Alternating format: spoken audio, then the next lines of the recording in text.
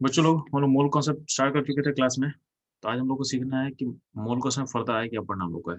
तो last class में आपको मैंने एलिमेंट्स याद करने बोल दिया था और आपको कुछ एलिमेंट्स का मासेस याद करने के लिए बोल चुका हूँ।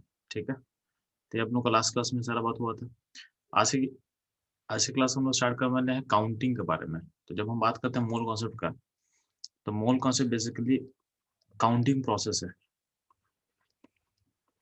इसमें केमिस्ट्री कुछ नहीं है, आपको काउंटिंग करना अच्छे से आना चाहिए।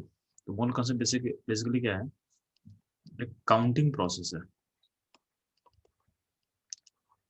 ठीक है, तो बचपन में आप लोग टेबल पढ़े होगे, काउंटिंग सीखे होगे, तो वही यहाँ पे एक काउंटिंग प्रोसेस है।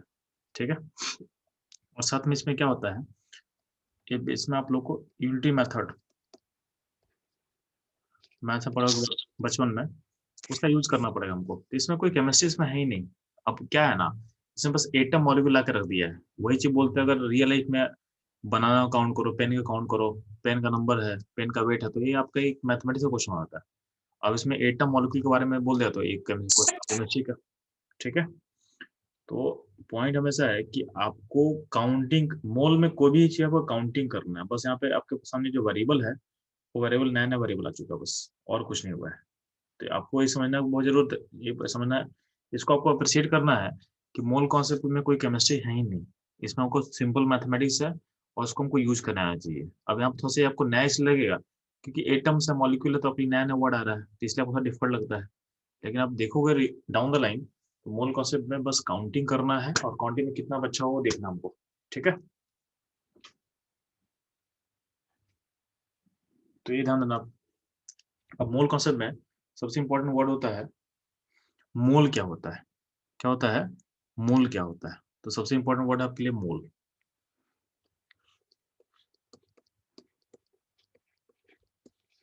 तो ध्यान ना, मोल कुछ नहीं है, मोल एक नंबर है। Mole is a number, is a number like dozen, like dozen. जैसे डजन का मतलब क्या होता है, 12 होता है, तो मोल भी एक नंबर है लाइक डजन। तो जैसे बोलते हैं 1 डजन का मतलब क्या होता है, तो 1 डजन का मतलब आप बोलते हो 12। वैसे ही क्या होगा, 1 मोल का मतलब एक नंबर रिप्रेजेंट करता है, उसको हम बोलते हैं 6.022 इंटू 10 पावर 23। ठीक है, डजन अगर बोलेंगे डजन नंबर क्या होता है, तो डजन नंबर को अगर डी से हम रिप्रेजेंट करते हैं, डजन नंबर बोले तो इसके लिए आप डी से कैपिटल डी यूज करो। इसका मतलब होता है 12, तो डी का मतलब 12। ठीक है, तो डजन का मतलब 12, 12 को बोलते हैं हम डजन, डजन वाला नंबर। डजन वाला नंबर हो गया 12। सिमिलरली जो मोल वाला नंबर होगा उसको बोलते हैं मोलर नंबर। क्या बोलते हैं, मोलर नंबर। तो मोलर नंबर बोले इसके लिए, या मोलर नंबर को बोलते हैं sometime Avogadro number, Avogadro number. तो मोलर नंबर बोले या अवोगाड्रो नंबर बोले, इसका मतलब क्या होता है 6.02 इंटू 10 पावर 23। तो मोलर नंबर या अवोगाड्रो नंबर का इसके लिए सिंबल क्या होगा, एन ए लिखा जाता है, एन ए नंबर में अब ए मतलब अवोगाड्रो। ठीक है, तो ये आपको समझ में आ चुका है। तो mole is number like dozen. अब डजन से लिंक कर रहे हैं मोल को हम लोग। ठीक, और ध्यान ना एक टर्म होता है अब देखो मोलर नंबर एक कांस्टेंट नंबर है, तो मोलर नंबर क्या होता है, कांस्टेंट होता है। जैसे डजन नंबर एक कांस्टेंट चीज है, इसका इसका जो वैल्यू है चेंज नहीं करेगा। मतलब बोल रहे हैं डजन पेन होगा तो 12 पेन, डजन बनाना 12 बनाना, डजन टेबल 12 टेबल। डजन का मतलब एक फिक्स चीज होता है, सिमिलरली मोलर नंबर एक फिक्स चीज होता है, कांस्टेंट होता है, एक इसका वैल्यू चेंज नहीं करेगा। अगर तुम किसी भी जैसे मान लेते हैं कि तुम डजन ऑफ मतलब सॉरी मोल ऑफ O2 है या मोल ऑफ N2 है या मोल कुछ भी है, तो मोल का वैल्यू जो है वो डिपेंड नहीं करता कि आप, ठीक है। हम्म, ठीक है, तो जो मोल का नंबर है, जो मोल का नंबर है वो डिपेंड नहीं करेगा कि आप किसके बारे में बात कर रहे हो। तो मोलर नंबर एक फिक्स चीज है, ये समझ में आना चाहिए। अब होता है, तो ये मोलर नंबर डजन में समझ में आ गया आप लोग को। अब एक होता है डजन वेट। तो जब भी बोलेंगे डजन वेट, इसका मतलब क्या होता है, डजन वेट। तो डजन वेट का मतलब होता है 12 का मास, 12 का मास, तो मास ऑफ 12। अब जो मास ऑफ 12 होगा, ये ये फिक्स नहीं होता है, डिपेंड करेगा किसका हम बात कर रहे हैं, किसका। तो ये जो डजन वेट है ये वेरिएबल होता है। जैसे पेन के लिए कुछ अलग होगा, बुक्स के लिए कुछ अलग होगा। तरीका क्या निकालने का, जिसका भी मांगेंगे उसका 12 नंबर जमा करना और उसको उसका वेट मेजर करना, उसको बोल देना, तो वो होगा डजन वेट हो जाएगा। ठीक है। सिमिलरली क्या होगा, एक टर्म होता है मोलर वेट। तो मोलर वेट भी क्या है, आपके पास एक फिक्स क्वांटिटी है। सो मोलर वेट भी क्या होगा, mass of mass of mass of 1 मोल। 1 मोल मतलब कितना, मास ऑफ 1 मोल या मास ऑफ 6.022 into 10^23, इतना पार्टिकल का मास को बोला गया मोलर मास। ठीक है। तो मोलर मास भी क्या होगा, वेरिएबल होगा, ये भी क्या होगा, वेरिएबल होगा। तो मोलर मास बोले या मोलर वेट बोले, बात बराबर है।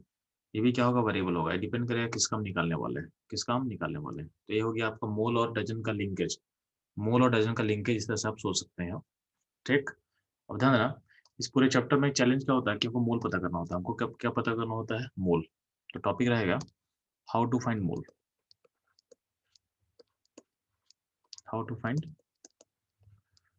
Find mole. तो मोल के लिए हम सिंबल यूज करते हैं, स्मॉल एन जैसा सिंबल है, यानी हमको मोल पता करना है अलग अलग केसेस में। तो ध्यान देना, तो पहला केस बोला गया कि अगर आपको मोल पता करना है, और बोला गया फर्स्ट केस कि when any number is given, when any number is given, when any number n is given. तो ध्यान ना, जैसे आपसे कोई पूछेगा कि आपको डजन निकालना है और 48 में कितना डजन होगा, आपको एक नंबर दे रहा है 48 और उसको बोलेंगे डजन कैसे पता करेंगे। तो आपको जब नंबर दे के आप बोलते हैं, आपको बोल रहा हूँ कि डजन निकालो, तो आप क्या करोगे, उसको 12 से डिवाइड कर दोगे, उसको आप 12 से डिवाइड कर दोगे। इसका मतलब क्या है, जब भी कोई नंबर दे के आपसे पूछते डजन पूछते हैं, तो आप क्या करते हो, उस नंबर को डिवाइड करते हो उस डजन वाले नंबर से। डजन वाले नंबर से डिवाइड करने से हमको मिल जाएगा, डजन मिल जाएगा। यानी किसी नंबर को डिवाइड करते हैं डजन के नंबर से, तो हमको क्या मिल रहा है, डजन मिल जा रहा है। सिमिलरली मोल आपको निकालना, आपको नंबर दिया है, आपको नंबर दिया, तो आप क्या करोगे, आप मोलर नंबर से डिवाइड करोगे। अब मोल नंबर होता क्या है, अवोगाड्रो नंबर। यानी नंबर देके आपसे पूछेगा मोल पता करना है, तो क्या करोगे, मोल निकालने के लिए आप नंबर को डिवाइड करोगे अवोगाड्रो नंबर से। ये हमेशा याद रखना।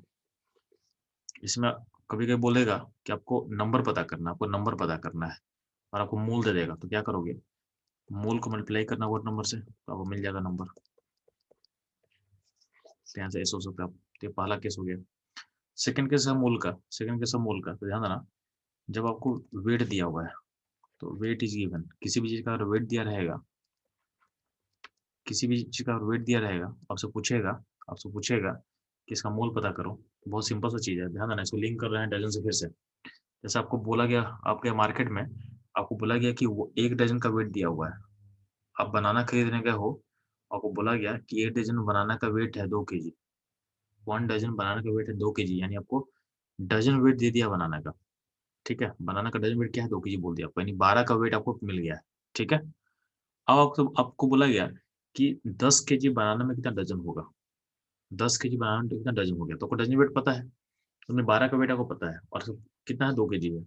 और से पूछा कि 10 kg में कितना डजन होगा, तो आप कैसे निकालोगे, जो वेट है उसको डिवाइड कर दो, जो वेट है 10 kg उसको डिवाइड कर दो डजन वेट से। डजन वेट कितना, 2 kg है, तो 2 के से आप डिवाइड करोगे तो आपको क्या मिल जाएगा, आपको मिल जाएगा डजन मिल जाएगा। आपको क्या मिल जाएगा, आपको डजन मिल जाएगा। तो 10/2 कितना हो जाएगा, 5, तो आंसर होगा 5 डजन। सिंपली है, जब आपको वेट दिया रहेगा तो आप क्या करोगे, आपको मूल आपको डजन निकालना, तो डजन का वेट से डिवाइड करोगे। सेम लॉजिक यहाँ पे खींच लो। तो यहाँ पे जब लाओगे, तो आपको वेट दिया रहेगा, आपको मोल निकालना है, तो क्या करोगे, वेट को डिवाइड करोगे मोलर मोलर वेट से, यानी मोलर मास से। तो इस केस में अगर मोल निकालना है आपको, तो वेट को डिवाइड कर देंगे मोलर वेट और मोलर मास। मोलर वेट और मोलर मास। ठीक है, बात बराबर है। इसमें ध्यान देना, आपका यूनिट यूनिट सेम होना चाहिए। ऊपर में, अगर ऊपर में ग्राम, जनरली ऊपर में, नीचे मोलर मास किस में होता है, ग्राम में होता है। जनरली मोलर मास क्या होता है, ग्राम में होता है ना। तो ध्यान देना, मोलर मास इसको लिख लेते हैं सिंगल चीज। तो मोलर मास या बोले मोलर वेट बोले, बात बराबर है। तो मोलर मास जनरली ग्राम में होता है, तो नीचे ग्राम में होता है जनरली, तो ऊपर भी क्या होगा, ग्राम में ही लेना। आपको यूनिट सेम रखना है, यूनिट अलग नहीं होना चाहिए। ठीक है, तो मोल मिल जाएगा। कभी कभी वो आपसे आपको बोलता है कि आपको आपको दिया हुआ है, क्या दिया हुआ है, तो आपको मोल दे दिया है, आपको मोलर मास निकालना है, ठीक है? या सॉरी, आपको मोल दे देगा, आपको निकालना है, वेट निकालना है, तो क्या करोगे? तो वेट अगर पता करना है, तो वेट निकालने का तरीका क्या होगा? मोल को मल्टीप्लाई कर देंगे मोलर मास से, ठीक है? मोल को मल्टीप्लाई कर देंगे मोलर मास से, ठीक है? तो याद रखना, mole into molar mass equal to क्या होगा? आपको वेट मिल जाएगा, आपको वेट मिल जाएगा, ठीक है? ये होगा दूसरा तरीका, ये होगा दूसरा तरीका मोल। थर्ड तरीका क्या है? तो ध्यान देना, थर्ड तरीका सिंपल है। आपको ये आपको याद होना चाहिए, जब भी कोई गैस होता है, जब भी कोई गैस होता है, तो गैस गैस अपना एक वॉल्यूम ऑक्यूपाई करता है, गैस का अपना एक वॉल्यूम होता है। तो ऐसा बोला गया है कि 1 mole of any gas, 1 mole of any gas of 1 mole any gas of any gas, तो 1 मोल ऑफ एनी गैस, चाहे वो H2 हो, चाहे CO2 हो, चाहे CH4 हो, चाहे हीलियम हो, चाहे SO3 हो, तो गैस का टाइप पे डिपेंड नहीं करता है। कोई भी गैस का 1 मोल होगा तो एक वॉल्यूम ऑक्यूपाई करता है। तो हर ये ऐसा बोलोगे ना कि कोई भी गैस होता है, तो गैस का टाइप, गैस का जो वॉल्यूम होता है, किसी भी गैस का वॉल्यूम, वो उसके मोल के प्रोपोर्शन होता है। तो volume gas proportion to mole, irrespective of nature, अगर पी एन टी सेम रहेगा, पी एन टी और कांस्टेंट होगा, इसमें चेंज नहीं करोगे, अगर P N pressure temperature constant है, तो गैस का जो वॉल्यूम होता है और गैस का मोल होता है, आपस में क्या होता है? प्रोपोर्शन होता है, आपस में क्या होता है? प्रोपोर्शन होता है, ठीक है? तो 1 मोल ऑफ एनी, तेज समझ में आएगा। अब गैस का टाइप कुछ भी होगा। अब वो पॉइंट मेरा है कि 1 मोल किसी भी गैस का एसटीपी पे, किस पे? एसटीपी पे। अब एसटीपी के पी के बारे में डिस्कशन लोग कर चुके हैं, तो फिर से एक बार बता दे रहा आपको एसटीपी क्या होता है। तो ध्यान देना, जब भी हम एसटीपी का बात करते हैं, एसटीपी में पुराना क्या था, तो कुछ ओल्डर ओल्डर डेफिनेशन था इसका। ओल्डर डेफिनेशन के अकॉर्डिंग क्या है इसका कंडीशन, और कुछ नया डेफिनेशन अपने पास है, न्यू।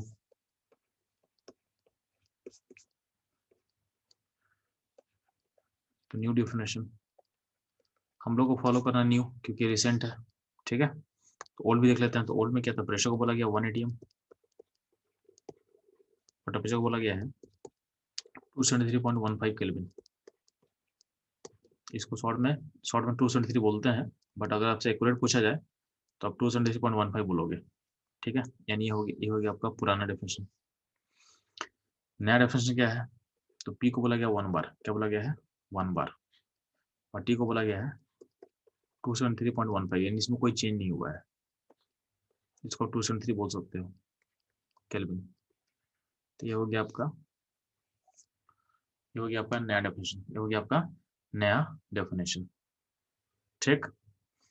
तो ये समझ में आ गया। अब ध्यान देना, जब जो होता है वॉल्यूम ऑफ गैस, जो होता है वॉल्यूम ऑफ गैस, बोला गया कि अगर एसटीपी पे, अगर बात करते हैं वॉल्यूम ऑफ 1 मोल, तो volume of 1 mole, 1 mole, volume of 1 mole any gas, any gas, तो अगर ओल्डर सिस्टम में देखेंगे, अच्छा, volume of 1 mole of any gas को हम बोलते हैं मोलर वॉल्यूम, क्या बोलते हैं?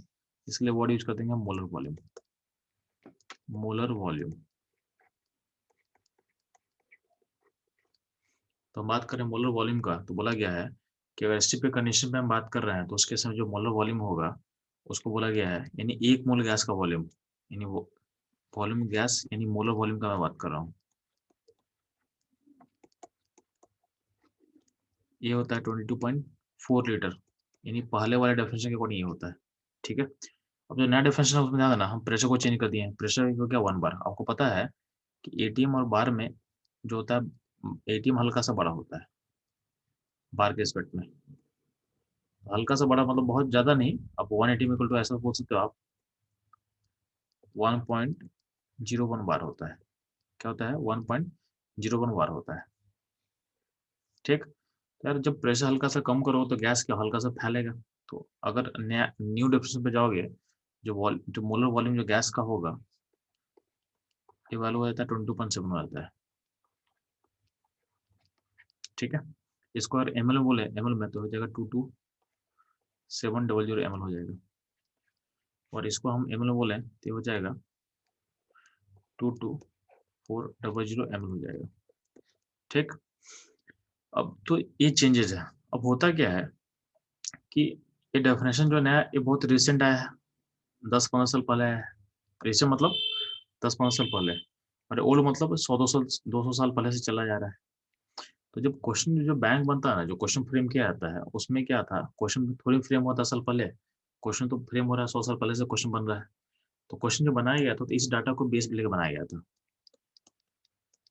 क्वेश्चन जो बनाया गया था, जो भी आपके पास, इस डाटा को बेस लेकर बनाया गया था। तो उसमें जो वैल्यू जो पुट किया गया था, तो कैलकुलेशन को मिनिमाइज करने के लिए हमेशा क्या होता है, इसके फैक्टर्स में डाटा को पुट किया गया था। यानी 2.4 का जो फैक्टर्स में डाटा को डाला गया था, डेटा को, ताकि आपका कैलकुलेशन क्या हो, आसान रहे। ठीक है। अब क्या है, अब सारा, अब जो फ्रेम को चेंज कर दिया यहाँ पे, यानी अब आपका एसटीपी अलग हो गया, तो अलग हो गया तो अब क्या होगा, इसके कारण क्या होगा, आप हर क्वेश्चन का डेटा को चेंज नहीं कर सकते हो, तो डेटा तो उसी अकॉर्डिंग बना हुआ है। और हम देख रहे हैं कि ज़्यादा कुछ चेंज तो हुआ नहीं वॉल्यूम में। वॉल्यूम में 20.4 से 20.7 जंप किया है, तो जंप कोई सिग्निफिकेंट जंप तो है नहीं। तो हम लोग क्या करते हैं, अपने कैलकुलेशन को मिनिमाइज करने के लिए या फिर अपने एफर्ट को बचाने के लिए, हम लोग क्या करते हैं कि इसी को यूज कर लेते हैं। यानी क्वेश्चन में जब डाटा चेंज नहीं करेंगे, जब क्वेश्चन का डेटा हम नहीं चेंज करेंगे, तो इसको भी चेंज नहीं करेंगे। यानी हम लोग कैलकुलेशन में हमेशा इसको लेके चलेंगे। यानी हम बोलेंगे जब एसटीपी मोलर वॉल्यूम बोलेंगे, तो हम बोलेंगे 20.4 लीटर है, जो कि इनकरेक्ट है। न्यू डेफिनेशन के अकॉर्डिंग नया वॉल्यूम इतना हो चुका है, लेकिन हम लोग क्वेश्चन में इसी को यूज करेंगे, क्योंकि डेटा इसके अकॉर्डिंग बना हुआ रहता है। ठीक है। और इसलिए हम यूज कर रहे हैं क्योंकि 20.7 लिखे या 22.4 लिखोगे, आपके आंसर में ज़्यादा कुछ फर्क नहीं पड़ने वाला है। ठीक है। तो इसलिए हम लोग मोलर वॉल्यूम को कितना लेके चलेंगे, तो हम लोग लेके चलेंगे 20.4 लीटर एचटीपी। ठीक है। तो ये आपको समझ में आना चाहिए। तो हम बोला गया कि एक मोल किसी भी गैस का, जो वॉल्यूम ऑक्यूपाई करता है एचटीपी, ठीक है, तो 1 mole of any gas HTP occupy, तो इसका जो वॉल्यूम होगा, ठीक है, वॉल्यूम होगा, इस वॉल्यूम को बोल रहे हैं 20.4 लीटर। ये आपको याद रखना है। ठीक है। यानी हम ऐसा बोल सकते हैं सिंपल वे में कि मोलर वॉल्यूम क्या बोल सकते हैं, molar volume of any gas कब, at STP,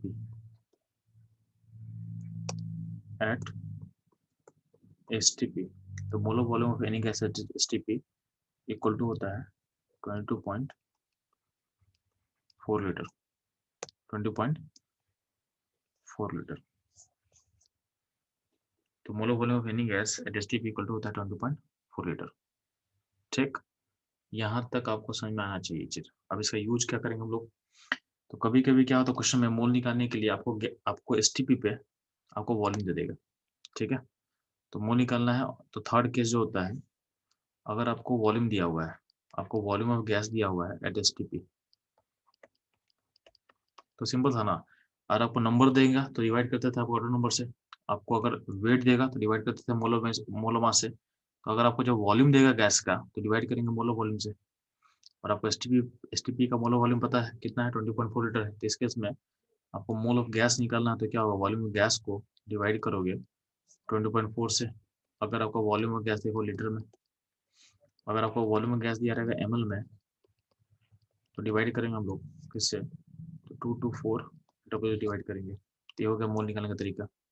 तो बेसिकली 3 तरीका है मोल निकालने का। आगे इसमें हम एडिशन करने वाले हैं, बट ये आपके पास 3 बेसिक तरीका है मोल निकालने का। ठीक है। तो ये आप ध्यान देना, ये आपको ध्यान देना है। जब नंबर दिया रहेगा तो फाइंड करेंगे किससे, तो डिवाइड करेगा वर्ड नंबर से। ठीक। जब आपको वॉल्यूम दिया रहेगा तो डिवाइड किससे करोगे, मोलर वॉल्यूम से। जब आपको वेट दिया रहेगा डिवाइड करोगे मोलर मास से। तो ये चीज को ध्यान देना है। कभी कभी क्या होता है, कभी कभी आपको कभी आपको वॉल्यूम दे देगा,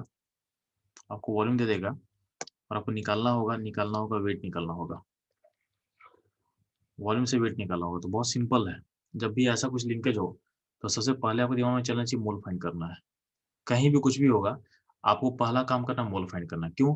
क्योंकि आप मोल पे पहुँच जाओगे तो मोल से कहीं भी जा सकते हो। तो पहला आपका दिमाग में है कि कुछ भी दिया रहेगा, आपको पहले मोल फाइंड करो। जैसे हम बोल रहे हैं कि नंबर आपको दे देगा, नंबर दे देगा और आपको निकालना है फिर से क्या निकालना है? आपको निकालना है वेट।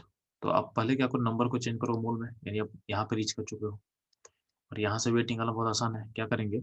उस मोल को मल्टीप्लाई कर देंगे मोल मास से, वेट निकल के आ जाएगा।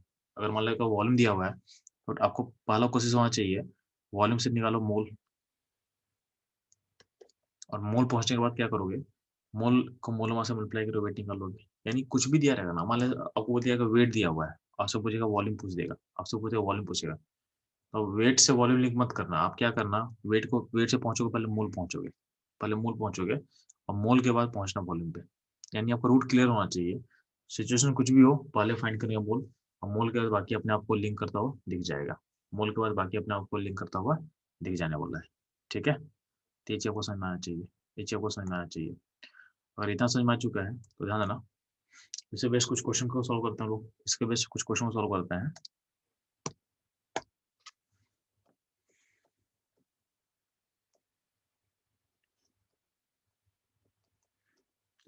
तो पहले सबसे पहले बेसिक कुछ क्वेश्चन सॉल्व करते हैं।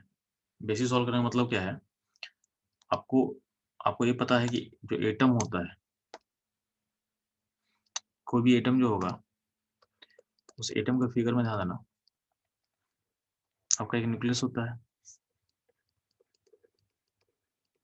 न्यूक्लियस में क्या होता है? न्यूट्रॉन प्रोटॉन होता है। और बाहर में क्या होता है? बाहर में इलेक्ट्रॉन्स होता है। ठीक है? हम क्या बोलते हैं, एटम चूंकि न्यूट्रल होता है, अगर एटम न्यूट्रल है तो उसमें क्या होता है कि आपका प्रोटॉन इलेक्ट्रॉन बराबर होगा, यानी जो जेड होता है, जेड का होता है एटॉमिक नंबर, जेड होता है एटॉमिक नंबर। और इसको कैसे डिफाइन किया गया है, मतलब ये किसके बराबर होता है? तो बोला कि नंबर ऑफ प्रोटॉन के बराबर होता है, नंबर ऑफ प्रोटॉन के बराबर होता है, नंबर ऑफ प्रोटॉन के बराबर होता है। और चूंकि एटम न्यूट्रल अगर है तो जो नंबर ऑफ इलेक्ट्रॉन होगा वो भी प्रोटॉन के बराबर होगा। तो आप एटॉमिक नंबर से number of proton and number of electron को आप निकाल सकते हो। ठीक है? ये चीज ध्यान रखोगे। और एक होता है एटम का मास नंबर। मास नंबर जो होता है, मास नंबर बेसिकली क्या होता है, तो न्यूट्रॉन प्लस प्रोटॉन का सम होता है। तो एटॉमिक नंबर से आप प्रोटॉन निकालोगे, मास नंबर अगर आपको पता है तो मास नंबर से प्रोटॉन को माइनस करके आप न्यूट्रॉन निकाल सकते हो, आप न्यूट्रॉन निकाल सकते हो। ठीक है? और मानते हैं एटम अगर आयन बना लेगा, क्योंकि अगर आपका आयन बना हुआ है, आपके आयन बनने में आपके सिस्टम से न्यूट्रॉन प्रोटॉन में कोई चेंज नहीं होता है। आपका आयन बनता है तो अगर आयन अगर नेगेटिव बना हुआ है, इसका मतलब इलेक्ट्रॉन ऐड हुआ है, electron is added, electron is added. और आयन अगर पॉजिटिव बना हुआ है, इसका मतलब क्या होगा? इलेक्ट्रॉन का रिमूवल हुआ है।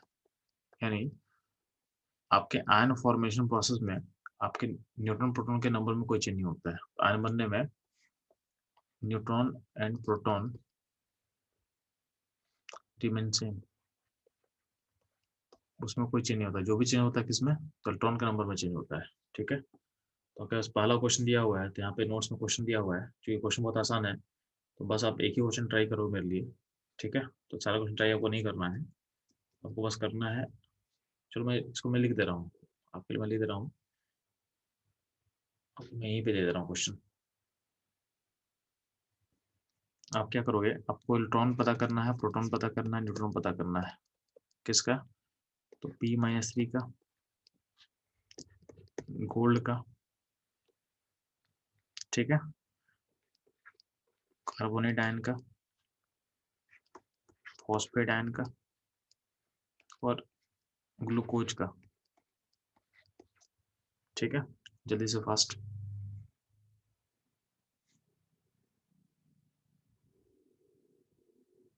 No sir. ठीक है, तो इसको जैसे मान लिया कि फॉस्फोरस का बात करना था, तो मैं क्वेश्चन में ट्राई कर रहा हूँ फॉस्फोरस का पे लिए।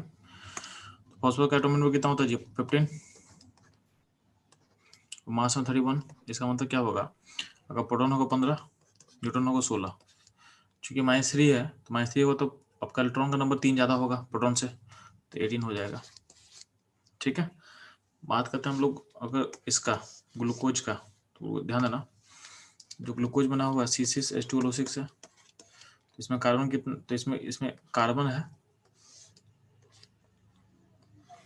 H है एंड O है, C है H है एंड O है, ठीक।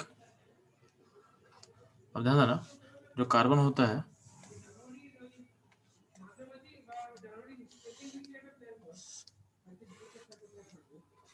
इलेक्ट्रॉन, प्रोटॉन एंड न्यूट्रॉन, तो कार्बन के अंदर क्या होता है 6 होता है, H के अंदर इलेक्ट्रॉन प्रोटॉन न्यूट्रॉन कितना होता है जी, तो 1 1 0, 1 और O के अंदर कितना होता है, तो O के अंदर होता है 8 8 8 होता है, तो आपको तो अल्टीमेटली क्या है आपके पास कार्बन कितना 6 कार्बन है, तो 6 कार्बन तो इसमें 6 मल्टीप्लाई कर लोगे आप, हाइड्रोजन कितना, तो हाइड्रोजन 12 है, तो इसमें 12 मल्टीप्लाई कर लो आप,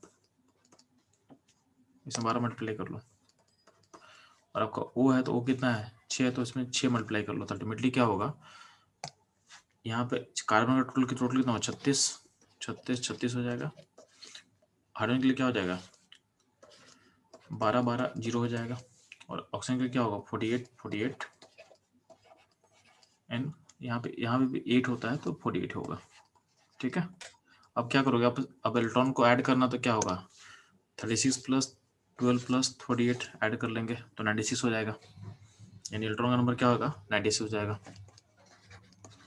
प्रोटॉन क्या होगा तो 36 12 एंड 48 ये भी 96 हो जाएगा। न्यूट्रॉन क्या होगा तो उसमें 12 नहीं ऐड करोगे क्योंकि H का न्यूट्रॉन 0 था, तो उसमें 12 हटा दो, क्या हो जाएगा 84 हो जाएगा, क्या हो जाएगा 84 हो जाएगा, ठीक है। इससे सब काउंटिंग कर सकते हो, ठीक है। चलो बचलो आप लोग, ठीक है। सिमिलरली अगर आप फॉस्फेट आयन देखोगे तो PO4 अगर रहेगा सामने तो वो हमेशा देखो जैसे मैं सॉल्व करूँ उससे सॉल्व करना आप, PO4 -3 लिख लिया आप, तो PO4 में P है फॉस्फोरस है और O ऑक्सीजन है, तो P के अंदर कितना होता है इलेक्ट्रॉन प्रोटॉन न्यूट्रॉन, तो इलेक्ट्रॉन प्रोटॉन न्यूट्रॉन कितना आपको दिखता है जी, तो इलेक्ट्रॉन होता है 15, प्रोटॉन 15 और न्यूट्रॉन 16, O में क्या होगा तो में होता है 8 8 8 तो 8 होता है। अब क्या होगा चूंकि 4 ऑक्सीजन है तो 4 ऑक्सीजन तो यहाँ पे 4 से मल्टीप्लाई कर ले, ठीक है, और P 1 है तो कोई दिक्कत नहीं एक ही रखेगा, तो अल्टीमेटली टोटल इलेक्ट्रॉन कितना हो जा रहा है तो 15 यहाँ से और 32 यहाँ से, तो 15 प्लस 32 और प्लस 3 और ऐड करेंगे क्योंकि चार्ज 3 नेगेटिव भी यहाँ पे तो है, उसके लिए 3 इलेक्ट्रॉन एक्स्ट्रा ऐड करेंगे। प्रोटॉन का बात करें तो प्रोटॉन 15 होगा और प्लस 32 होगा, न्यूट्रॉन क्या होगा 16 होगा प्लस 32 होगा, ठीक है। तो ऐसे ऐसे आप निकालेंगे, तो इस तरह से काउंटिंग करो तो 32 36 कैसे किसे और बच्चा 32 36 कैसे हो 32 36 कैसे हो रहा है यहाँ पे, हाँ आपका ऑक्सीजन है तो ऑक्सीजन में 8 8 8 होता है, 36 नहीं होगा 36 नहीं होगा 3 होगा, यहाँ पे 3 होगा, 3 इलेक्ट्रॉन यहाँ लिखा हुआ है, ये 3 इलेक्ट्रॉन लिखा हुआ है, 30 उसको 36 मत बोलना, ये 3 एक्स्ट्रा दिए इलेक्ट्रॉन्स के लिए, तो यार 32 यहाँ देखो यहाँ पे चारों अगर एक ऑक्सीजन में 8 है तो 4 ऑक्सीजन में कितना होगा 4 इंटू मल्टीप्लाई कर दे कि नहीं, तो यहाँ नहीं से सर 32 आ रहा है। अब आप सारे को ऐड कर दे एक साथ, तो जब भी क्वेश्चन हो तो अप्रोच इस तरह रखो कि ताकि गड़बड़ कभी नहीं होगा आपसे, इतना क्लियर है। Yes sir. यस सर तो ये हो गया। अब ध्यान देना आपको और क्या याद रखना है, तो आपको कुछ डाटा को आपको याद रखना है, जैसे मास ऑफ इलेक्ट्रॉन होता है इतना kg, आपको याद होना चाहिए चीज, मास ऑफ इलेक्ट्रॉन होता है 9.1 इंटू 10⁻³ kg होता है। मास ऑफ प्रोटॉन का बात करेंगे तो होता है 1.67 इंटू 10⁻27 kg होता है, और मास ऑफ न्यूट्रॉन कितना होता है ऑलमोस्ट सिमिलर होता है, तो वैल्यू सिमिलर दिए हैं 1.67 इंटू 10⁻27 kg, ठीक है, ये आपको पता होना चाहिए। अगर इसमें ध्यान देना जो मास ऑफ इलेक्ट्रॉन है और मास ऑफ प्रोटॉन देखोगे तो प्रोटॉन का रेशियो देखो तो ऐसा कुछ होता है, मास ऑफ प्रोटॉन का 184 टाइम्स 37 या 37 भी चलेगा, एक्यूरेट ही होता है, इतना टाइम्स होता है, यानी प्रोटॉन के रिस्पेक्ट में जो इलेक्ट्रॉन का मास होता है बहुत कम होता है, ये आपको पता होना चाहिए, ठीक। जब बात करते हैं चार्ज का तो चार्ज आपका इलेक्ट्रॉन का चार्ज प्रोटॉन का चार्ज सेम होता है, कितना होता है, तो 1.602 × 10⁻19 कूलम होता है। तो 1.602 × 10⁻19 कूलम होता है, ठीक। तो इसमें कोई दिक्कत नहीं है, 1.602 × 10⁻19 कूलम होगा, ठीक है। अब ध्यान देंगे, अब इसमें अगर मान लेते हैं कि पॉजिटिव नेगेटिव, तो इलेक्ट्रॉन का चाहे नेगेटिव होता है, प्रोटॉन का चाहे पॉजिटिव होता है, क्योंकि हम मानते हैं कि positive proton is positive, electron is negative, ठीक। अब इसमें आपको ऐड ऑन मैं क्या करना चाह रहा हूँ कि कभी कभी क्या होता है ना कि अल्फा पार्टिकल इन सब का नाम लिखा रहता है, तो उसके लिए ध्यान देना। तो अब ध्यान देना कि कभी कभी क्वेश्चन में ऐसा ऐसा वो कंपेयर करना होगा, तो आपको दिखा रहता है अल्फा पार्टिकल, तो प्रोटॉन हुआ, इलेक्ट्रॉन, प्रोटॉन, अल्फा पार्टिकल, ठीक है। तो इन तीनों में बेसिकली कभी कभी कंपेयर करना बोल देगा। तो अगर मान लेते हैं कि चार्ज पे कंपेयर करना हमको, चार्ज पे, क्यू पे, तो प्रोटॉन का चार्ज को और 1 मानते हो तो इसका चार्ज -1 होता है, मतलब प्रोटॉन के चार्ज को और +1 बोल दोगे, मतलब 1 यूनिट बोलते हो, तो इलेक्ट्रॉन का चार्ज -1 होगा। और अल्फा क्या होता है, अल्फा होता है हीलियम +2 होता है, अल्फा होता है हीलियम +2, यानी क्या होगा, तो अल्फा का चार्ज हो जाएगा +2 हो जाएगा, यानी 2 हो जाएगा। अगर बात करते हैं मास का, तो मास प्रोटॉन का चार्ज के मास को 1 बोलोगे तो अल्फा का मास होगा 4 उसके रिस्पेक्ट में, और जो इलेक्ट्रॉन का मास होगा 1/840 टाइम्स होता है ऑलमोस्ट। तो ये चार्ज मास का रेशियो को पता होना चाहिए, ये चार्ज मास का रेशियो पता होना चाहिए, ठीक है। तो ये ध्यान देना आप,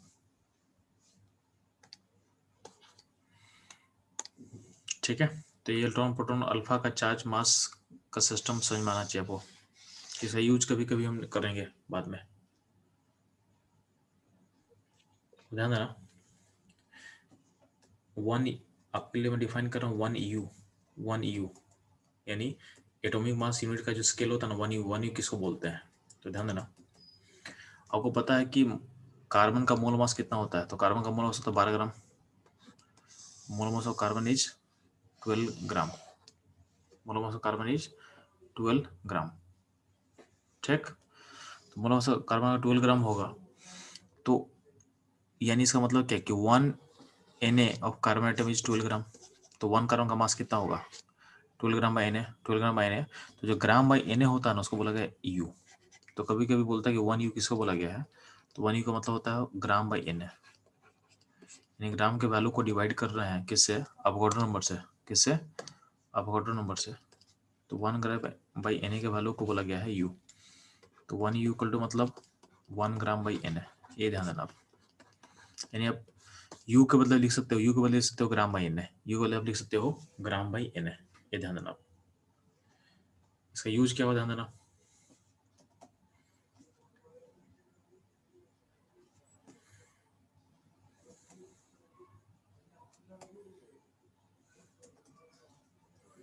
जैसे यहाँ देख, अगर बोला गया कि सिंग H का मास है लिखा हो, H का मास, तो H का मास 1 U लिखा हो, तो 1 U का मतलब होता है, ये हो गया एटॉमिक मास, मतलब सिंगल 1 मास ऑफ 1 एटम, तो U का मतलब होता है मास ऑफ 1 एटम, तो 1 एटम का मास होगा 1 U, ठीक है। तो एटॉमिक मास का सिंपल मतलब होता है यहाँ पे कि मास ऑफ 1 एटम, तो मास ऑफ 1 एटम क्या होगा, U में लिखा होगा, H के लिए 1 U, हीलियम के लिए 4 U, लिथियम के लिए 7 U, तो U जब लिखा हुआ इसका मतलब क्या है, सिंगल एटम का मास हो, ठीक है।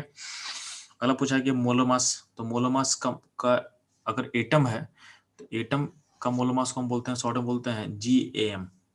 तो ग्राम एटम का मोलर मास के लिए एक वर्ड होता है GAM, याद रखना आप। GAM का फुल फॉर्म होता है ग्राम एटॉमिक मास, यानी इसको उल्टा पढ़ो, एटॉमिक मास का वैल्यू इन ग्राम, तो होता है GAM, ग्राम एटॉमिक मास। तो इसको निकालेंगे कैसे, कुछ नहीं, आपको सिंगल एटम का मास पता है, तो अगर मानते हैं कि आपको हीलियम का निकालना है, तो हीलियम का 4 U लिखा हुआ है, तो 4 U को लिख सकते हो gram by Na, gram by Na, ये होगा U के बदले लिख सकते हैं आप। तो हीलियम का अगर हम हीलियम के लिए फाइंड कर रहे हैं तो 4 U होता है एक एटम का मास, उसको अगर हमको निकालना है मोलर मास, मतलब उसको 1 मोल से मल्टीप्लाई करना पड़ेगा, या उसको Na से मल्टीप्लाई करना पड़ेगा। जब Na से मल्टीप्लाई करें तो Na ने क्या होगा, कैंसिल कर जाएगा, क्या होगा, कैंसिल कर जाएगा, तो आंसर क्या होगा 4 ग्राम। इसका मतलब है कि किसी भी एटम का मास जो U में है उसमें U को हटा के ग्राम लगा दोगे तो हो जाएगा उसका मोलर मास, यानी 1 मोल का मास हो जाएगा। तो सेम बस ग्राम लगा दिया गया और कुछ नहीं किया गया है, ठीक है। और मोलर मास एक जेनेरिक टर्म है, मोलर मास हम सबके लिए अप्लाई कर सकते हैं। तो जो मोलर मास, जो अगर हम एटम में मोलर मास अप्लाई कर रहे हैं तो उसके लिए हम एक वर्ड यूज करते हैं GM, यानी एटॉमिक मास इन ग्राम। तो एटॉमिक ग्राम में एटॉमिक मास कब होता है, जब 1 मोल कब निकालते हो। तो GM का मतलब हो जाएगा एटॉमिक मास इन ग्राम, यानी मोलर मास ऑफ एटम के लिए वर्ड यूज करते हैं GM, ठीक। इसमें एक और चीज ध्यान देना, कभी कभी बुक्स में लिखा रहता है जहां पर लोग कंफ्यूज करते हो, कभी कभी लिखा रहेगा ग्राम एटम, ग्राम एटम। तो खाली ग्राम लिखा रहेगा मतलब ग्राम हो, अगर सिर्फ ग्राम लिखा हुआ क्वेश्चन में तो ग्राम का मतलब होता है आपका वेट का स्केल। लेकिन अगर लिखा रहेगा ग्राम एटम तो ग्राम एटम का मतलब होता है मोल ऑफ एटम। और अगर लिखा रहेगा ग्राम मॉलिक्यूल तो ग्राम मॉलिक्यूल लिखा रहेगा, इसका मतलब क्या होता है, mole of molecule, mole of molecule. तो ये चीज ध्यान दोगे कि ग्राम एटम मतलब mole of atom, gram molecule मतलब मोल ऑफ मॉलिक्यूल, ठीक है। तो ये हो गया एटम का वेट, समझ में आ गया आपको। सिंपली ध्यान देना, अगर हम बात करते हैं मॉलिक्यूल्स में तो मॉलिक्यूल में सिंपली क्या होगा, एक सिंगल मॉलिक्यूल का मास होगा U में, एक सिंगल मॉलिक्यूल का मास होगा U में, ठीक।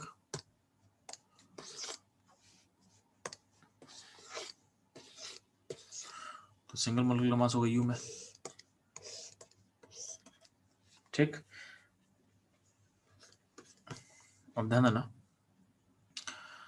अगर सिंगल मॉलिक्यूल का मास U में है तो मोलर मास कैसे पता करेंगे, ठीक है।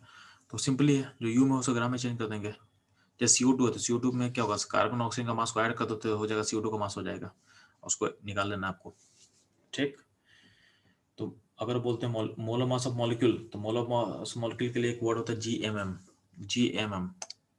GM का मतलब क्या होता है, gram molecular mass, gram molecular mass, यानी मॉलिक्यूल का मास इन ग्राम, मॉलिक्यूलर मास इन ग्राम, ठीक है। तो ये हो जाएगा आपका मॉलिक्यूलर मास निकालना आपको आ चुका है। तो यहाँ पे कुछ मॉलिक्यूल्स है नोट्स में जिसका आपको मोलर मास देख लेना है, निकाल लेना है। और कुछ भी मॉलिक्यूल का मोलर मास आपको याद होना चाहिए, ठीक है। जैसे मान लीजिए कि ग्लूकोज या सुक्रोज है, सॉरी है, हाँ सुक्रोज है, सुक्रोज क्या होता है C12H22O11। तो इसका मास अब आपको निकालोगे नहीं है तो ये आपको याद होना चाहिए इसका मास, क्योंकि ये सब मास बार बार यूज होता है, ठीक है। एसिटिक एसिड मास आपको पता होना चाहिए 60 होता है, एसीटोन 58 होता है, ठीक है। तो कुछ मास को याद करना कि जिसका यूज बार बार होगा, जैसे अमोनिया 17 होता है, ठीक है। NOH बार बार यूज होता है तो NH का 40 होता है, H2SO4 बहुत बार यूज होता है लाइफ में, ठीक है। यानी मोल का समय बहुत जगह यानी केमिस्ट्री में रहेगा इसका एप्लीकेशन। तो इसका मास कितना होता है, 98 होता है। तो कुछ मासेस को आपको याद कर लेना है, ठीक है। तो इतना सारा रहेगा। अब ध्यान देना इस पे, इससे बेस कुछ क्वेश्चन है जो हम लोग करना है हम लोग को, तो फटाफट इस क्वेश्चन को देख लो क्योंकि आप लोग को फटाफट कर सकते हो। जैसे मान लेते हैं आपसे क्वेश्चन बोला गया है यहाँ पे, जैसे यहाँ देखोगे यहाँ पे क्वेश्चन दिया हुआ है फाइंड मोल, फाइंड मोल। आपको नंबर दिया हुआ है, आपको नंबर दिया है, आपको मोल निकालना है, ठीक है। तो आपको बताना है आपका आंसर क्या होगा, ठीक है। फटाफट देखो कि इसमें आप कंफर्टेबल हो कि नहीं। ऑलरेडी इसमें आंसर लिखा हुआ है जिसे मैं हटा दे रहा हूँ, ठीक है। तो फटाफट देखो कि इसमें कंफर्टेबल हो कि नहीं है निकालने में। तो बस देखो इसमें करना क्या, करना कुछ नहीं है। अगर आपको नंबर दिया है, आपको मोल निकालना, तो क्या करते हैं आप अवॉइड नंबर से डिवाइड करते हैं, आप अवॉइड नंबर से डिवाइड करते हो, ठीक है। तो देखोगे कि सारा आंसर अपने आपको दिखेगा। जैसे इसका आंसर क्या हो जाएगा पहले वाले का, तो हो जाएगा 1, ठीक है। इसका आंसर कितना हो जाएगा जी, तो इसका आंसर हो जाएगा 10 का पावर कितना, तो 4 हो जाएगा, ठीक है। तो इतना मोल हो जाएगा, ठीक है। तो ये आपका इस तरह से मोल पता कर सकते हो। अब ध्यान देना, मैं आंसर को फिर से ला रहा हूँ जिसमें लिखा हुआ था। तो आप बताओ कि इस पूरे ऑप्शन में कौन सा आंसर गलत निकाला हुआ है। अब ये फाइंड कर मुझे बताओ कौन सा आंसर गलत है जो नहीं होना चाहिए।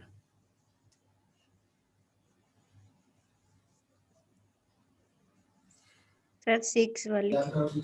ऑप्शन 3। ऑप्शन सर ऑप्शन 6 6 तो गलत है। 6 मतलब तो ऑप्शन 3 जो बोल रहा गलत है। 3 में क्या होना चाहिए आपके अकॉर्डिंग, बताओ मेरे को। जो 6 को गलत बोल उससे यहाँ पे क्या होना चाहिए, बताओ मेरे को आंसर। सर सब तो सर ठीक ही है। नहीं तो 3 और 6 जो गलत बोले हैं बताएंगे ना कि इसमें गलत क्या है। ऑप्शन 3 और 6 दोनों सही है, ठीक है। ऑप्शन बस 8 नंबर गलत है। 8 रॉन्ग निकालो, जो भी नोट्स को लिखा है यस सर वो गलत लिखा हुआ, क्योंकि आपका होगा अगर नंबर 1 होगा तो उसका मोल होगा 1/Na, तो 1/Na का वैल्यू इतना नहीं होता है। यानी कैलकुलेशन रॉन्ग किया वो, ठीक है। तो यहाँ पे गलत है, बाकी सारा चीज सही है, बाकी सारा चीज सही है, ठीक है। तो ये ध्यान देना आप लोग। सिमिलरली यानी नंबर दें तो मोल पता करना है आप लोग को। आपको उल्टा बोला गया, आपको मोल दिया गया, आपको नंबर पता करना है। तो बहुत सिंपल है, क्या करेंगे, मोल को मल्टीप्लाई कर देंगे किससे, अवोगाड्रो नंबर से। यानी मोल वाले वैल्यू को मल्टीप्लाई कर देंगे किससे, n से, तो आपको नंबर मिल जाएगा। तो यही इसमें अप्लाई किया गया है, ठीक है, नंबर निकालने के लिए। इसमें कोई दिक्कत है बच्चे लोग? नहीं? तो आगे बढ़ते हैं लोग। थोड़ा सा नोट्स ऑलरेडी मैं शेयर कर दिया हूँ, तो उसको देख के इसको सॉल्व कर लेंगे आप लोग, जहाँ ही दिक्कत हो आप लोग को।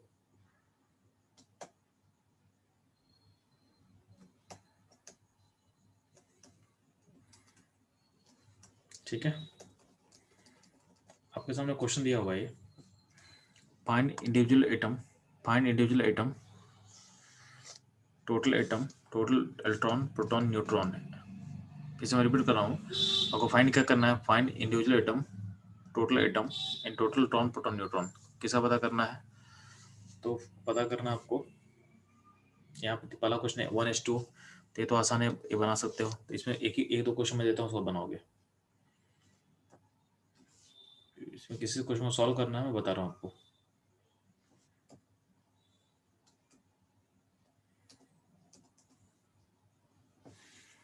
आप सॉल्व करोगे इसमें,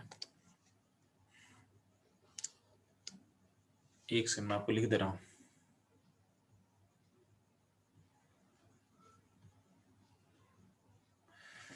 तो find individual atom,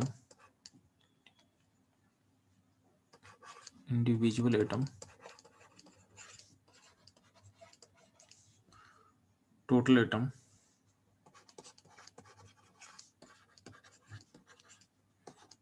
total electron, proton and neutron, ठीक है। पहला क्वेश्चन बोल रहे हैं आपके सामने 52U हीलियम। सेकंड क्वेश्चन है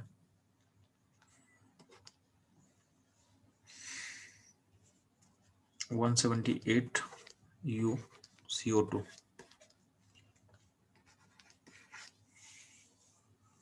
ठीक है। थर्ड क्वेश्चन बोला गया है 540U ऑफ C6H12O6। जल्दी से इन तीनों क्वेश्चन को सॉल्व करेंगे फास्ट।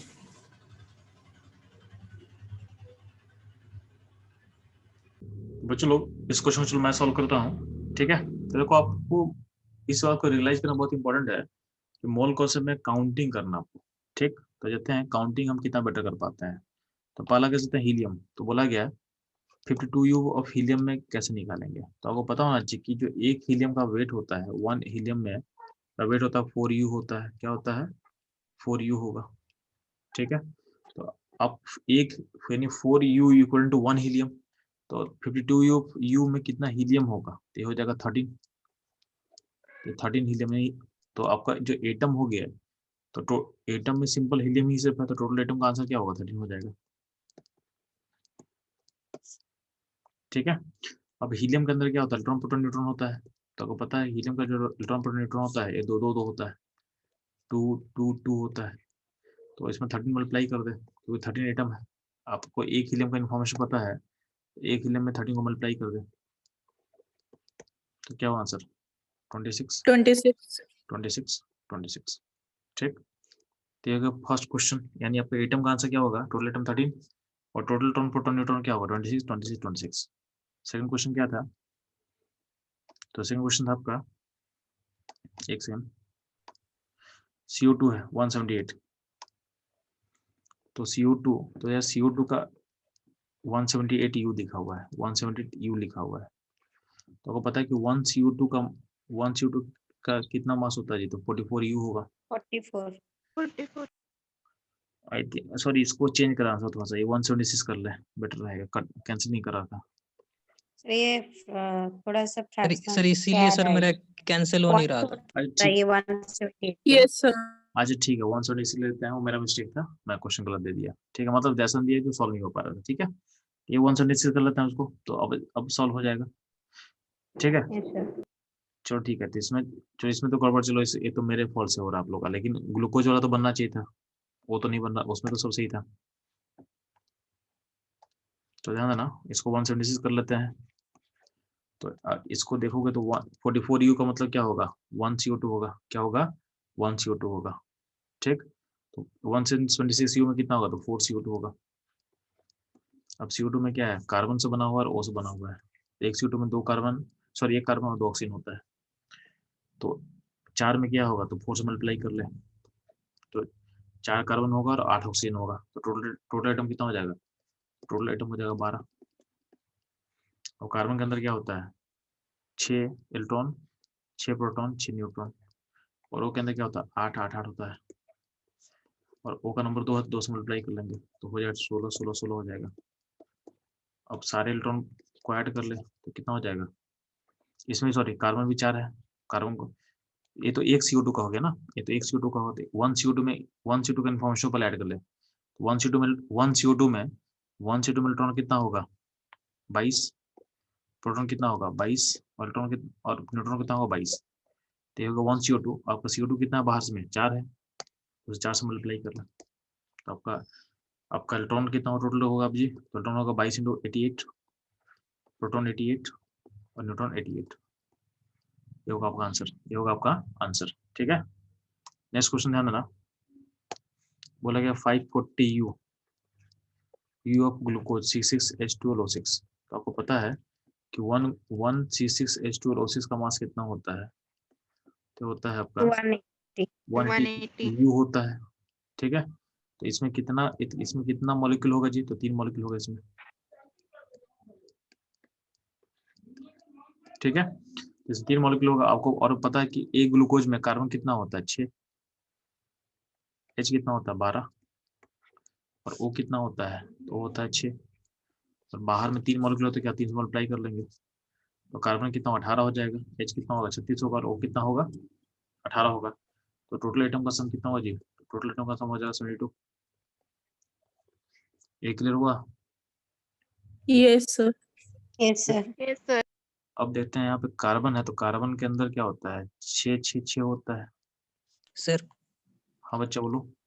जो C6H12O6 जो है सर, उसमें सर कार्बन 6 है, हाँ H12 हाँ O6, ठीक है, तो सर टोटल एक में होगा सर 6 6 12 24, 24। तो 3 में कितना होगा? सर 36। एक में 72 24 तुम बोल रहा है, तो 3 में कितना होगा? हाँ सर, हाँ सर, हाँ सर, अब ठीक 72 समझा। ठीक है, तो बाहर जो हाँ सर, अब समझा। बोल तो रहे हैं कि चैप्टर में काउंटिंग करना है। अब काउंटिंग, तुम एटम देख के तुम कंफ्यूज है तो अलग बात है, यहाँ पे काउंटिंग करना है, एटम को मत मानो ना। ठीक है, इंटिडी है, तो बस काउंटिंग करना है कि कितना काउंटिंग आपको कितना बेटर हो सकता है। ठीक है, यहाँ 6 6 6 समझ में आ रहा है आपको? यहाँ पे तो इसमें 6 से मल्टीप्लाई कर दो, क्योंकि 6 कार्बन था। हाइड्रोजन में क्या होता है? 1 1 0 होता है, उसको 12 से मल्टीप्लाई कर देंगे, क्यों? 12 हाइड्रोजन है, और उसमें 8 8 8 होता है, तो 6 से मल्टीप्लाई कर दे, 6 ऑक्सीजन। ये आपको मिल जाएगा सिंगल ग्लूकोज का इलेक्ट्रॉन प्रोटॉन न्यूट्रॉन। सिंगल में क्या होगा? 36 का 36 यहाँ से आएगा, 36 12 और 48 कितना हो जाएगा जी? 36 12 48 96 96 इलेक्ट्रॉन, 96 प्रोटॉन, और 12 कम कर दो न्यूट्रॉन में तो हो जाएगा 84। इन एक ग्लूकोज का ये होगा। लेकिन ग्लूकोज का नंबर कितना है जी? नंबर है 3 है, तो इसको अब 3 से मल्टीप्लाई कर, पूरे आंसर को 3 से मल्टीप्लाई कर दो, एंड अल्टीमेटली आपका जो इलेक्ट्रॉन होगा 96 × 3 हो जाएगा, प्रोटॉन में 96 × 3 हो जाएगा,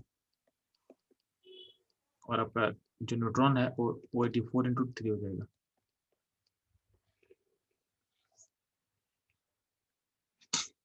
ठीक है कि नहीं? Yes, sir. Yes, sir. हाँ सर। तो काउंटिंग क्लियर हुआ। अब ध्यान देना, तो अब फटाफट इस क्वेश्चन का आंसर करोगे। Find mole and number of molecules. तो आपको यहाँ दिया हुआ है, तो आपको क्या दिया, वेट दिया हुआ है, आपको वेट दिया हुआ है, ठीक है। तो वेट को मोल से मोल कैसे निकालते हैं, तो मोल निकालने के लिए मोलर मास डिवाइड करेंगे। किसका मोलर मास, तो जिसका निकाला उसका। तो यहाँ पे H2 तो H2 का मास डिवाइड करोगे तो आपको मोल मिल जाएगा। अब मोल से नंबर कैसे पता करते हैं, नंबर ऑफ मॉलिक्यूल्स। तो मोल को मल्टीप्लाई कर दो अवोगाड्रो नंबर से, तो तुमको मिल जाएगा मॉलिक्यूल का नंबर, ठीक है। तो यहाँ पे 1, यहाँ पे कितना होगा, तो यहाँ पे आपका चूंकि मोल हो जाएगा कितना 5, और नंबर कितना हो जाएगा, नंबर हो जाएगा 5Na। किसका नंबर, H2 का नंबर 5Na, ठीक है। तो फटाफट बाकी देख ले, आपको सिर्फ फटाफट देखोगे 2 3 4 बन जाएगा मेरे हिसाब से।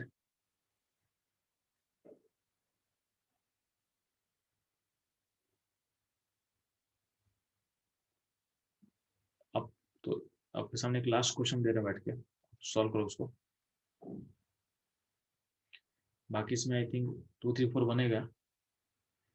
आप सॉल्व करोगे, आप सॉल्व करो इस क्वेश्चन को, मैं आपके साथ शेयर कर रहा हूँ क्वेश्चन।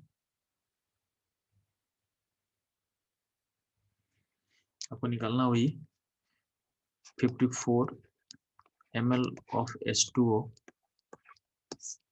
में आपको फाइंड करना है mole and number of molecule.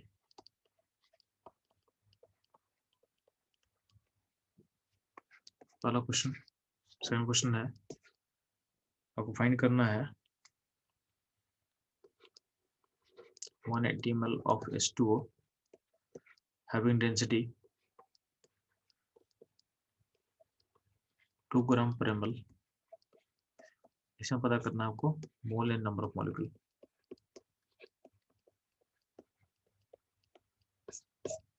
जल्दी फास्ट। सर यहाँ पर जो 8% करेंगे हम जो यूज करेंगे 22.4 ना 22.7? दोनों में से कोई यूज नहीं करोगे, क्योंकि वो दिया गया था गैस के लिए। जो भी आपको 22.4 या 27 जो भी है उसको गैस के लिए बताया गया है जी। और यहाँ पे वाटर का स्टेट क्या होता है, लिक्विड होता है, गैस होता है? Sir liquid. liquid होता है। हाँ, तो ये मिस्टेक कॉमन बहुत लोग करता है, इसलिए इस क्वेश्चन में दिया गया है कि वो वाला काम मत करना जो आप बोल रहे हो। वाटर का जनरल स्टेट लिक्विड होता है, तो वहाँ पे लिक्विड में क्या सोचोगे वो सोचना हुआ है। तो 20.4 या 20.7 को अप्लाई ही नहीं करना आपको। बात समझ में आया? हाँ सर। ठीक है, दिमाग लगाओ कैसे करोगे। बाकी जो 3 मोल बोला है, First का 3 more. हाँ सही है आंसर। 3 more. हाँ सही है, Second का 10 more. ठीक है। नहीं, सेकंड गलती गलत कर रहे हो आप लोग सब रट लिए हो क्या, लॉजिक सब भूल जाते हो क्या आप लोग क्या?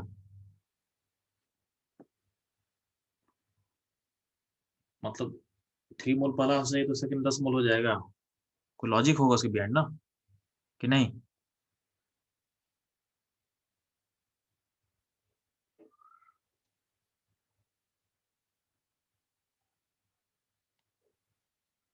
तो उसके बिहाइंड को लॉजिक को लेके चलना बच्चों लोग, लॉजिक नहीं छोड़ना है।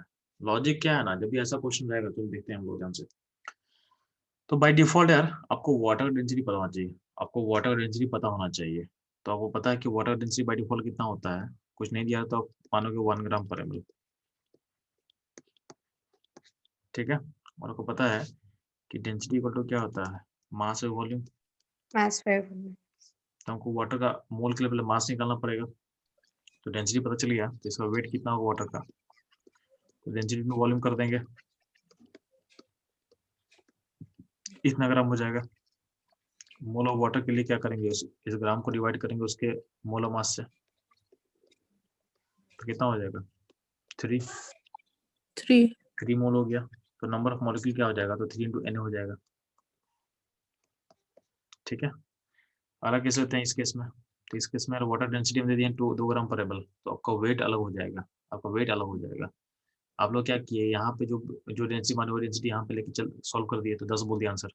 अगर हम डेंसिटी को 1 ग्राम पर ml छोड़ देते हैं देखो अगर कुछ क्वेश्चन में नहीं दिया रहेगा ना, अगर कुछ भी चीज नहीं दिया हुआ है तो बाय डिफॉल्ट वाटर का डेंसिटी होता है 1 ग्राम पर एमएल, तो ले लेंगे। लेकिन जब क्वेश्चन में दे दिया है कि वाटर डेंसिटी को हमको अज्यूम करना है 2 ग्राम पर एमएल, तो इसमें हम डिवीट नहीं कर सकते हैं। तो इस केस में क्या होगा, आपका वेट ऑफ H2 क्या होगा जी, तो 180 इंटू 2 कर देंगे, Yes, sir. 360 हो जाएगा, 1 ग्राम हो गया।